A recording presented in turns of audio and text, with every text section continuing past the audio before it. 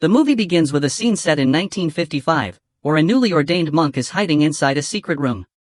An invisible entity finds him and threatens to kill him. The young monk is holding a mysterious dice in his hand. Suddenly, a terrifying woman appears, places a noose around the boy's neck, and hangs him. As he struggles in pain, he calls out to her, "Mother." The woman calmly tells him to endure it for just a little longer. Moments later, the boy dies, and the story shifts to the present day. In the present, 3 friends have been spending the last 3 days playing an incredibly difficult and expensive board game. Just then, their teacher, Miss O, catches them red-handed for skipping their Buddhism class to play the game. The students quickly explain that they were not gambling with money and that it was simply a normal board game. However, after noticing another girl who had also skipped class, Miss O punishes all of them and orders them to return to school the next morning at 6 a.m. after informing their parents. In the next scene, a young doctor finishes treating a patient and advises them to keep the wound clean and dry for the next few days. Shortly afterwards, she receives a text message from Miss O. Meanwhile, the students discover through a school notice that they have been assigned to attend a Dharma camp under Miss O's supervision the following day. This completely ruins all of their holiday plans. Later, they recruit a 4th member into their group, the 4 Legends, filling the vacant spot and presenting the newcomer with their group symbol, known as the Sacred Token. In another scene, Ben asks his sister to pick him up from the temple the following evening because the students are being taken there for a meditation retreat. When his sister scolds him for gambling at school, Ben becomes annoyed and tells her to stop trying to control him like their mother. At the same time, the other 2 friends are riding their motorbike recklessly when the police stop them. After searching them, the officers confiscate the bike key. The senior officer warns Jod that his brother is already in prison and that if he continues behaving this way, he could end up with the same fate. They instruct him to pay the fine and collect his key from the police station. A newly transferred police sergeant asks why the officers treated the boy so harshly. The senior officer explains that Jod has a terrible reputation throughout the area and is widely known by the nickname Crazy Jod. A flashback reveals that Jod once stabbed someone at school, and it was the very same police officer who arrested him. The story then returns to the present as Miss O brings all 4 students to the temple as punishment and orders them to sit upright and meditate. She tells them they must remain there until they finally admit their mistakes. One student complains about having a cramp in his leg, but Miss O ignores his excuse and tells him to continue meditating. After that, the students are assigned to scrub the temple toilets thoroughly. Once they finish, they are given another task, cleaning the courtyard. As leaves continue falling from the trees, Tan jokingly asks the head monk if they have a saw to cut down the tree. He argues that if the tree were gone, there would be fewer leaves to clean, saving everyone a lot of effort. Realizing how inappropriate the suggestion sounds, he immediately apologizes. After completing all the chores, the exhausted students joke about their future while waiting for Ben's sister, who was supposed to pick them up at 6 p.m. However, it is almost 7 p.m., and she still has not arrived. Seeing Tan becoming increasingly nervous, Jod tells him not to panic. In response, Tan shares the terrifying history of the temple behind them. He explains that many years ago, a mother went insane and hanged her own son, who had recently become a young monk. According to local legend, people can still hear the cries of that monk echoing through the temple even today. Just then, their classmate Pikai suddenly appears and startles everyone. She tells them she saw something running inside the temple and went to investigate it. Moments later, another strange sound is heard, and Pikai heads back inside to check again. Tan becomes frightened and refuses to follow her. He claims that Pikai actually died in a road accident the previous year, but she simply does not realize that she is dead. Jod dismisses the story as complete nonsense, pointing out that Pikai attended school with them all year, received her exam results, and they had even copied answers from her paper during exams. A little later, Pikai returns and asks everyone to come and help her. The group enters the temple together. Tan wants to leave immediately, but the others are too curious to walk away. Pikai uncovers a hidden ancient box.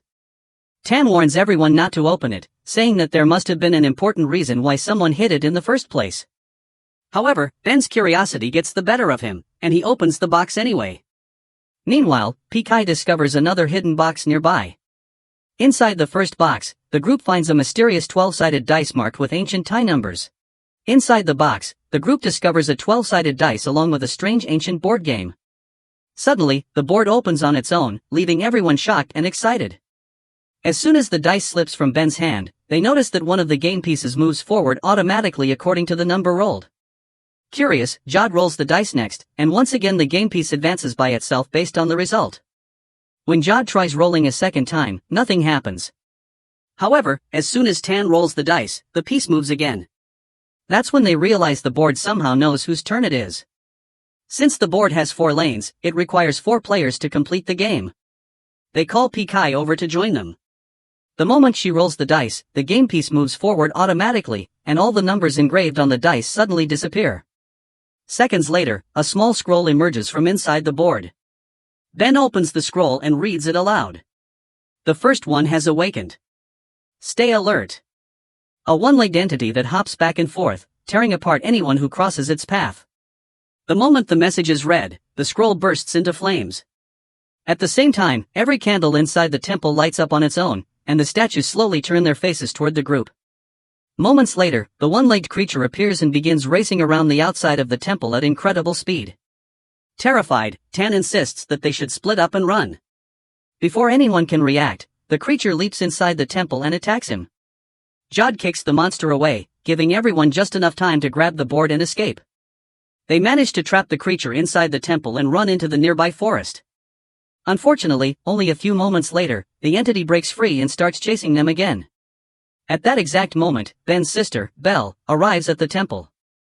Unable to reach Ben on the phone, she starts checking her mobile while driving and suddenly hits what seems to be someone standing on the road. She immediately gets out of the car, but there's nobody there. Just then, Ben rushes over and desperately tells her to drive away immediately. Belle insists that she has just hit someone, but Ben promises to explain everything later. Everyone quickly jumps into the car. Unfortunately, the engine refuses to start. As panic spreads, the monster slowly rises back to its feet and approaches them. At the very last second, the car finally starts. Belle throws the car into reverse and slams straight into the creature with full force. Even after such a powerful impact, the monster survives without a scratch. Realizing they can't defeat it, Belle speeds away from the temple. The group eventually stops at a nearby fuel station, where Belle treats Tan's injuries with a first aid kit.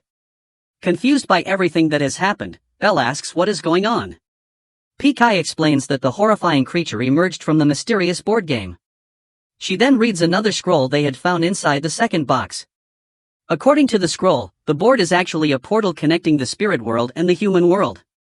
It was created long ago by a powerful dark magician. The scroll also warns that once someone starts the game, the only way to survive is to guide the game piece all the way to the center slot of the board. If the game is not completed before sunrise, every player will die. Since dawn is still several hours away, the group decides to stay calm and finish the game properly. For extra protection, Belle takes everyone to her house, where she keeps several protective amulets that once belonged to their mother. Pikai doubts whether these charms will actually work, pointing out that the entity managed to enter a sacred temple without any difficulty. Even so, Tan has complete faith in Ben's mother's amulets and carefully arranges them around the room along with a traditional fortune talisman for protection. While preparing everything, Ben apologizes to his sister for the misunderstanding and for the way he spoke to her earlier. The group then tries to ease the tension by talking about returning to their normal lives once this nightmare is over.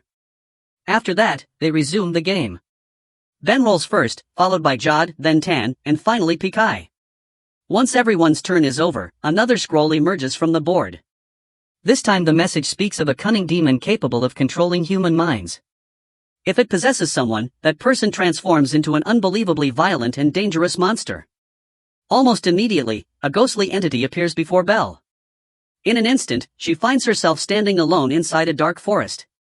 The creature suddenly opens its mouth and forces something into Belle's mouth.